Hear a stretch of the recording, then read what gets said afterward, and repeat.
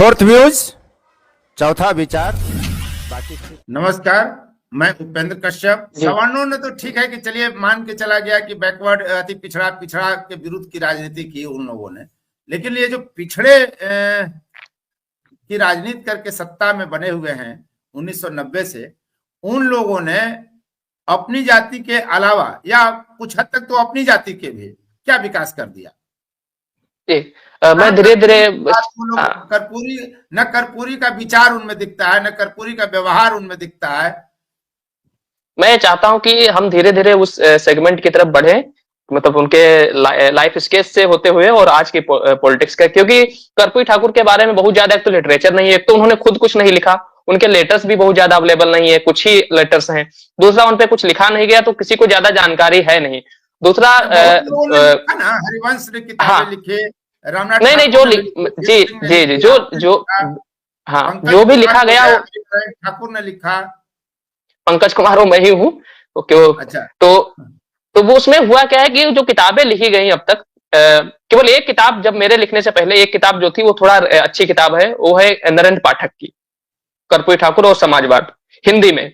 और उससे पहले जो भी किताबें लिखी जाए, भले वो रामनाथ ठाकुर जी ने लिखा हुआ है, संपादित किताबें हैं, लेकिन वो सब लिटरेचर टाइप का है। मतलब वो जिसमें अंगने में सूरज उग रहा है, अंगने में गाय है और कर्पूरी ठाकुर का जन्म हो रहा है, इस हाँ वो मतलब ग्लोरिफिकेशन टाइप का है, कोई ठोस काम नहीं है। तो मैं चाहता हूं कि वहां से हम धीरे धीरे समझे। अब मैं आता हूं, मैंने पहली गवर्नमेंट बताई कि वो क्या थे, वो कैसे सरकार उनकी गिरी। अब सेकंड गवर्नमेंट, जब पहली बार वो मुख्यमंत्री बनते हैं, और वो डेट है 22 दिसंबर 1970, और ये सरकार चलती है 2 जून 1971 तक, मतलब 6 महीने के आसपास। और उनके पहले जो मुख्यमंत्री हैं बिहार के, वो दारोगा प्रसाद राय हैं।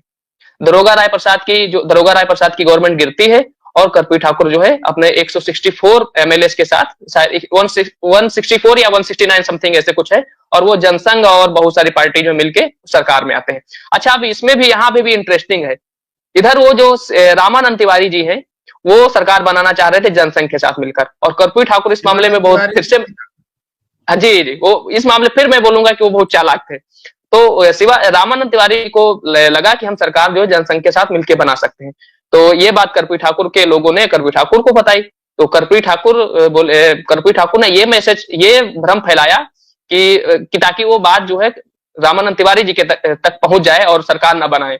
तो वो उनको लगा कि ये वो सरकार बना लेंगे तो हम तो ऐसे रह जाएंगे, क्योंकि पिछली बार भी वो चूक गए थे सरकार मुख्यमंत्री बनते बनते, इस बार वो चूकना नहीं चाहते। तो उन्होंने बोला कि तुम संघियों के साथ सरकार बनाओगे, मतलब रामानंद तिवारी क्या संघियों के साथ मिलकर सरकार बनाएंगे।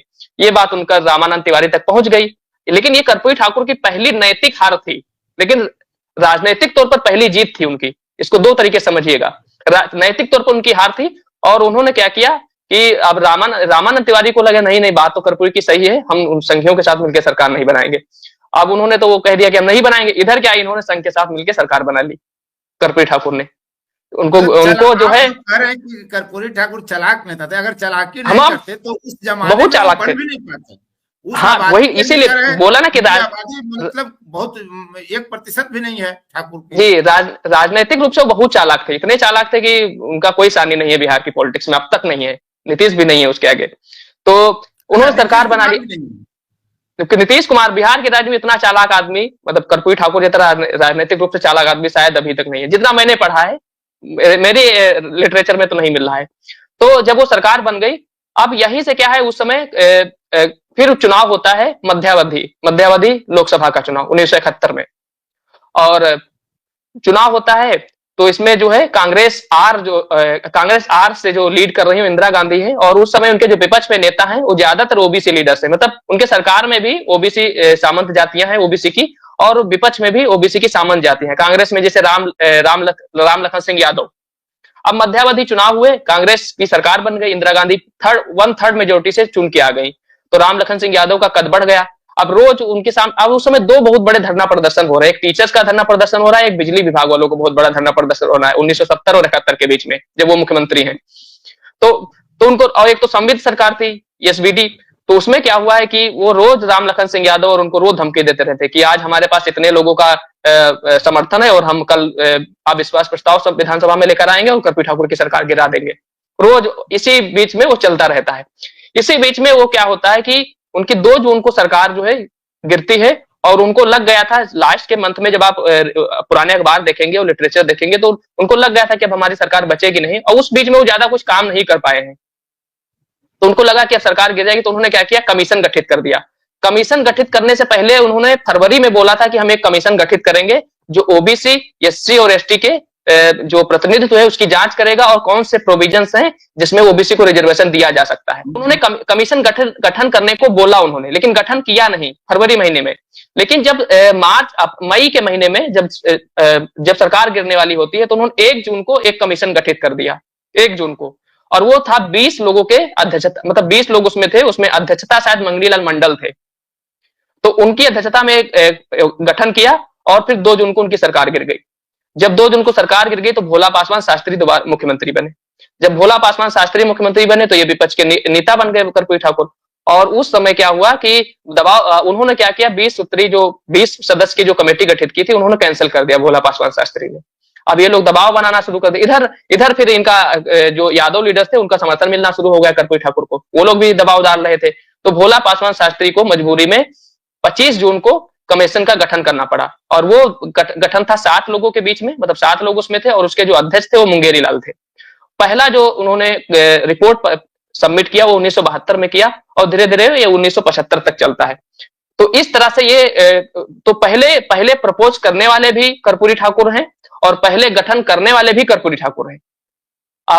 अब यही यहां तक बात चलती है। इसके बाद इमरजेंसी लगता है, इमरजेंसी के बाद बेलछी कांड होता है बिहार में, और फिर से माइलेज मिलता है उनको, इंदिरा गांधी को, और इस तरह से पॉलिटिक्स आगे बिहार की बढ़ रही है। और तो जब उनकी तीसरी सरकार बनती है 1978 में, और उसी समय वो ये मुंगेरी लाल कमीशन की रिपोर्ट लागू कर देते हैं। जब रिपोर्ट लागू करते हैं तो उसमें 4 भाग में, मतलब 4 वर्गों में और आरक्षण लागू, क्योंकि उनका मानना था कि एक तो आरक्षण हम पहली बार लेकर आ रहे हैं तो समर्थ भी विरोध करेंगे। अच्छा, उनके मंत्रिमंडल में जो लोग हैं वो सबसे ज्यादा समर्थ ही हैं पूरे दो। विरोध भी किए, मतलब हाँ, कैलाशपति मिश्रा बीजेपी के यहाँ हाँ, मंत्री में जी, तब भी जनसंघ वालों ने खूब गालियां दी। हाँ, वही हम आ रहे हैं। तो उनके मंत्रिमंडल में सबसे ज्यादा समर्थ थे, क्योंकि उन्हें पता था कि वो ऐसी जात से आते हैं जिनका कोई नंबर नहीं है, और अगर वो इंक्लूसिव पॉलिटिक्स नहीं करेंगे तो इधर यादव भी उनको मार देंगे, और मार देंगे इन द सेंस में तो उनकी राजनीति गिरा देंगे, उस सेंस में लीजिएगा। हाँ, राजनीतिक तौर पर उनकी खाल उधेड़ देंगे, और इधर ये लोग भी इनको रहने नहीं देंगे। तो इसलिए वो जानबूझ के ऐसा, क्योंकि मैंने पहले बोला वो चालाक, तो वो ऐसा कर रहे थे। तो उन्होंने सोचा कि हम ये 12% जो रिजर्वेशन उन्होंने पिछड़ी जातियों को दिया, और 8% रिजर्वेशन जो है पिछड़ी जातियों को, 3-3 महिला, क्योंकि वो फॉर्मूला लोहिया का था एक्चुअल में, क्योंकि लोहिया कहते थे कि सारी महिलाएं पिछड़ी हैं, तो उन्होंने पिछड़ा के नाम पर 3% महिलाओं को दिया। फिर लोहिया ये भी कहते थे कि सारे समण एक, संसोपा का जो लोहिया था, संसोपा और लोहिया जो थे वो तो पिछड़ा 100 में 60 की हिस्सेदारी की बात करते थे। संसोपा में बांधी गांठ ऐसे, हाँ, पिछड़े पांव में 100 में 60। हाँ, तो वो क्योंकि वो भी रूल था कि 50% अभी तक कहीं रिजर्वेशन हुआ नहीं था, 60%, तो कुछ ना बेहतर करने से फिर अब उसमें जो मुंगेरी लाल का जो रिकमेंडेशन था वो भी वही हूबहू लागू कर लिया उन्होंने। तो उन्होंने सोचा कि इससे अगर हम 3% महिलाओं को दे देंगे और 3% सवर्णों को दे देंगे तो इससे जो कॉन्फ्लिक्ट होगा वो मैनेज हो जाएगा, हम मैनेज कर ले जाएंगे। लेकिन वो हो नहीं पाया, क्योंकि इनके मंत्रिमंडल में और जो यादव लॉबी थी, मतलब यादव इन द सेंस की जो Bhumihar sorry land Lord Yadav थे, मेरा सारे यादव से कहने का मतलब नहीं है, वो जो थे वो क्योंकि वो लैंड लॉर्ड थे तो उनकी पॉलिटिक्स वही वाली थी, तो वो लोग कांग्रेस के साथ मिल गए क्योंकि सारे एक साथ हो गए। तो इनको गालियां सवर्णों ने दी भी, कैलाशपति मिश्रा ने भी दी और सवर्णों ने दी। लेकिन यहाँ पे ये आ जाता है कि सवर्णों के खिलाफ गोलबंदी करने के लिए पिछड़ों की हमेशा सवर्णों को टारगेट कर दिया जाता है। लेकिन इसलिए बोला कि कर्पूरी ठाकुर पे ज्यादा लिटरेचर है नहीं और ज्यादा बातचीत हुई नहीं, रीडिंग्स, इसलिए बहुत सारी मतलब भ्रम फैला हुआ है उसमें। उस समय जब वो अब यहाँ पर जो राम लखन सिंह यादव उस समय विरोधी थे वो तो सपोर्ट में आ गए, लेकिन और बहुत सारे यादव उनके सपोर्ट में नहीं आए। इधर आरएल चंदापुरी जो कुर्मियों के नेता थे, तो उन्होंने बोला ये तो समण आरक्षण है, जेपी को गाली दी, लोहिया को खूब गाली दी, मतलब खूब भर भर के गाली दी। और उन्होंने फिर इसको बोला कि इधर समण इसलिए नाराज थे कि साला आरक्षण दे दिया है इन लोगों को और अब ये तो हिंदू एकता टूट जाएगी, दूसरा देखना भी नहीं चाहते थे। इधर ओबीसी वाले जो डोमिनेंट थे वो इसलिए नाराज थे कि कर्पूरी ने तो आरक्षण का वर्गीकरण कर दिया, ये तो बधिया आरक्षण है, मतलब वर्गीकरण करके एकता तोड़ दी। हाँ, बधिया आरक्षण बोला और खूब गाली वाली इधर से भी मिली उधर से भी मिली। तो ये कह देना कि केवल सवर्णों ने उनका अपमान किया है, ये आधी बात है, अधूरी बात है, और उनका अपमान इधर की जातियों ने। हाँ, लेकिन राम लखन सिंह यहाँ स्टैंड उनका बदल गया, वो इनके समर्थन में आ गए, लेकिन और यादव नहीं आए। अब बात आती है कि जो उस समय पिछड़ी जातियां और अति पिछड़ी जातियों का जो बंटवारा हुआ था, जो आज का वर्तमान स्वरूप है, ऐसा नहीं था, वो बिल्कुल डिफरेंट था, और आज का डिफरेंट है। अब जो हम वर्तमान पॉलिटिक्स पर आते हैं कि इधर क्या है, जब वो क्योंकि अभी उसमें बीच में जब वो मरने से पहले, क्योंकि अब सरकार उनकी गिरा दी गई, सारे एक साथ हो गए, जब सरकार गिरा दी गई तो वो बिल्कुल हाशिए पर चले गए। तो उनका जो वो है मेंटेलिटी है, या उनका जो ओरिएंटेशन है पॉलिटिकल, वो भी धीरे धीरे बदल रहा है कर्पूरी ठाकुर का। वो अंबेडकर के नजदीक जाने लगे हैं, मतलब अंबेडकर आइडियोलॉजी से प्रभावित होने लगे हैं, और ये भी चाह रहे थे कि अब यादव का उभार हो रहा था पॉलिटिक्स में, संख्या में ज्यादा आ रहे थे, तो जिन यादवों के दम पर वो चुनाव जीतते थे, अब वो ही अपने लीडर्स बना रहे हैं, अब इनको सपोर्ट नहीं कर रहे। तो इनको लगा कि हम दलित एक वोट बैंक बनाएंगे और एक दूसरा पिछड़ों का वोट बैंक बनाएंगे। पिछड़ा उन्होंने उस समय कहीं वर्ड यूज नहीं किया था, ये भी मैं बता दे रहा हूँ, लेकिन दलित वर्ड यूज कर रहे थे, हरिजन। तो उन्होंने सोचा कि हम दलितों के बीच में जाएंगे, इनके बीच में पैठ बनाएंगे, तो हमारा एक वोट जो है दलित वोट बैंक बन जाएगा। लेकिन वो भी संभव नहीं हो पाया। लास्ट में फाइनली जाते जाते, और उनके जो स्पीचेस हैं, 2 स्पीच हैं, उसमें वो वर्ड यूज भी करते हैं, बहिष्कृत, तिरस्कृत और पुरस्कृत। उसका हम बाद में एक अगले किताब में हम लेकर आएंगे पूरा चैप्टर। तो वो एक ये स्वरूप हो गया। फिर ये इसको बंद कर दिया लालू प्रसाद यादव जी ने, क्योंकि तब तक मंडल कमीशन आ गया था। अच्छा, मंडल जो आया वो कर्पूरी ठाकुर के आइडियोलॉजी के या विचारधारा के बिल्कुल खिलाफ था। जो कर्पूरी ठाकुर ने 1978 में रिजर्वेशन लागू किया और 2 भागों में लागू किया, मंडल जस्ट अपोजिट उसके खिलाफ आरक्षण लागू। और मंडल इस समय कांग्रेस मतलब उस समय संसोपा भी छोड़ दिए, कांग्रेस में आ गए, और जो 1971 में जो चुनाव हुआ था, मंडल उसमें हार गए थे चुनाव। मंडल बुरी तरीके से चुनाव हार गए थे 71 वाले मध्यावधि चुनाव में, इंदिरा गांधी वाले में। तो इधर मंडल ने कांग्रेस फिर से ज्वाइन कर लिया, और कांग्रेस के वो जो ओबीसी कमीशन के चेयरमैन बन चुके थे, उन्होंने उसके खिलाफ, उन्होंने उससे पहले जो कालेलकर बना था उसकी रिपोर्ट लागू नहीं हुई थी नेहरू की वजह से, और भी बहुत सारे कारण थे। इन्होंने मात्र 27% रिजर्वेशन रिकमेंडेशन किया, और इन्होंने बंटवारा भी नहीं किया। उस मंडल कमीशन में एक पर्सन थे जो दलित सदस्य थे, एलआर नाइक। एलआर नाइक ने डिसेंट नोट लगाया, बोला कि एक बड़े तालाब में मछलियां हैं, एक बड़ी मछली, एक छोटी मछली। अगर आप किसान जातियों को और दूसरी और जो जातियां हैं, काश्तकार या सर्विस प्रोवाइडर, आर्टिजन्स, इन जातियों को एक साथ रखेंगे तो बड़ी मछली, जो बोला कि किसान जातियां जो है छोटी मछली को खा जाएंगी। लेकिन उनके डिसेंट नोट को कंसिडर ही नहीं किया गया, और रिपोर्ट सबमिट हो गई, रिपोर्ट लागू भी हो गई। इसके बाद यहाँ से धीरे धीरे पॉलिटिक्स जो चेंज होती है, और 1978 में उनको, 88 में उनके मौत से 4-6 दिन पहले उनको विधानसभा में, वो जो प्रतिपक्ष के नेता थे, विधानसभा के मतलब विरोधी दल के नेता थे, उसको भी हटा दिया गया, और बहुत षड्यंत्रपूर्ण तरीके से हटा दिया। उसमें यादव जो नेता थे, उनका जबरदस्त योगदान था उसमें हटाने में, और उन्होंने अनूप लाल यादव को वहां पर बिठा दिया। इसके बाद वो बेचारे सह भी नहीं पाए, और उनकी मौत हो गई 17 फरवरी को। इसके बाद धीरे धीरे विवाद शुरू होता है, और नीतीश कुमार का उदय होता है। नीतीश कुमार ने पंचायती राज सिस्टम में और ये अर्बन चुनाव में जो होते हैं, उसमें उन्होंने आरक्षण लागू किया। इससे ईबीसी का एक, हाँ, नगर निकाय चुनाव में एक बहुत बड़ा वोट बैंक उनका बनता है। दूसरा, बड़ी संख्या में ईबीसी लीडर या ग्राम पंचायत लेवल पर चुन के आते हैं। कर्पूरी के चेलों को कोई फर्क इससे नहीं पड़ना है कि कहाँ राजनीति जा रही है, क्या होगा। ना, उससे कोई फर्क नहीं है। सारा कुछ वोट को डायरेक्शन में लेते हुए हो रहा है। पंकज भाई, जिस तरह का जीवन कर्पूरी ठाकुर ने जिया, उनकी झोपड़ी, उनकी खाट, सब कुछ आज एक आदर्श के रूप में है। अपने बहनोई को भी 50 रुपए देकर के, नौकरी मांगने गए बहनोई को कहते हैं 50 रुपए देकर के जाके अस्तूरा खरीदो और नाई का काम करो। बेटे के लिए कुछ नहीं किया, अपने लिए कुछ नहीं किया, एक धूर जमीन नहीं जोड़ा। जो उनको 300 रुपए महीना मिलता था, उसके अलावा किसी से पैसा नहीं लिया। बहुगुणा जी एक मित्र को कहते हैं कि इसको देखो, अगर कर्पूरी पैसा मांगेगा तो 2-4-5 हजार रुपए दे देना, लेकिन कभी वो मांगे ही नहीं। बहुगुणा पूछते रह गए मित्र से, कह रहे मांगा पैसा दिए, वो बार बार यही कहते रह गए कि कर्पूरी ने मांगा ही नहीं, मैं दूं कैसे। इस तरह का राजनीतिक, सामाजिक व्यवहार, नैतिकता इस तरह की आज की पॉलिटिक्स में मैंने अपेक्षित है, उम्मीद की जा सकती है किसी से, चाहे वो किसी कास्ट का नेता हो।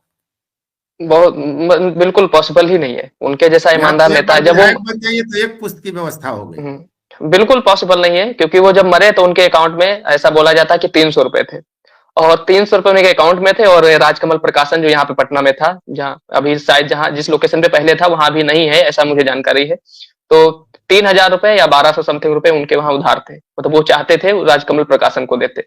तो वो नहीं है। फिर वो 1978 में उनका एक इंटरव्यू, जब वो सरकार में है तो 1978 में उनका एक चुनाव इंटरव्यू होता है, प्रसार भारती में भी वो प्रसार भारती में लाइव है। तो उसमें कर्पूरी ठाकुर तो नहीं है, लेकिन उनके पिताजी हैं, उनके भाई हैं, और उनकी वाइफ है, और उनकी माता जी है, और उनके, हाँ, इतने लोग उसमें इंटरव्यू देते हैं प्रसार भारती वाले में।